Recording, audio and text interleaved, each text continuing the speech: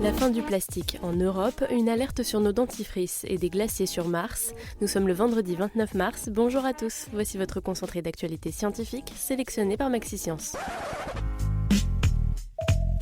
La différence entre l'homme des cavernes et nous, c'est le résultat de la science.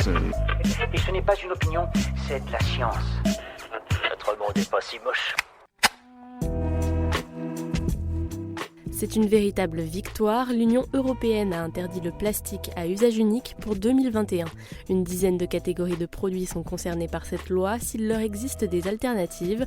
Le but, tenter d'empêcher que le 7e continent de plastique poursuive sa croissance.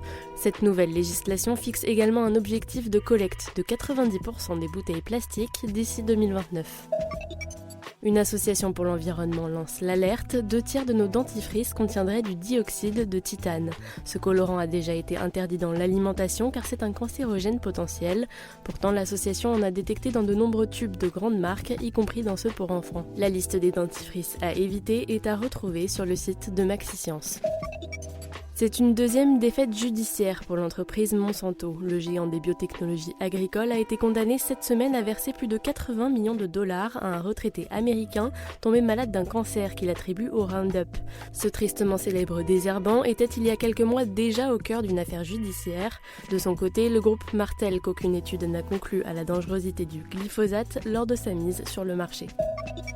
Si vous nous écoutez ce matin en buvant votre café, sachez que votre boisson quotidienne affecte bien plus votre métabolisme que ce que l'on pensait.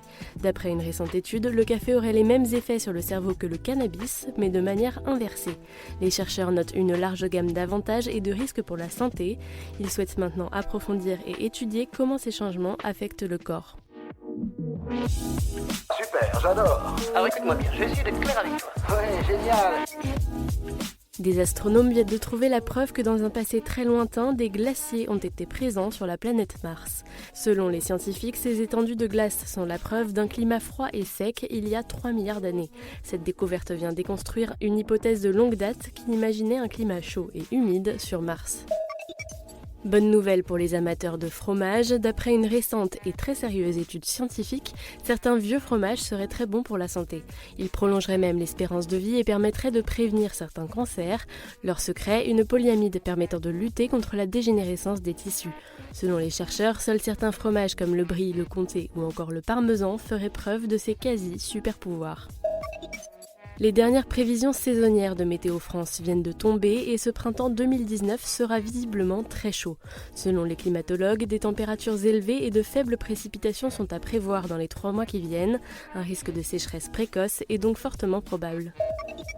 C'est un événement historique qui vient d'avoir lieu dans le monde de la physique. Pour la toute première fois, le CERN a observé des différences dans la désintégration des particules et des antiparticules qui contiennent du quark charm.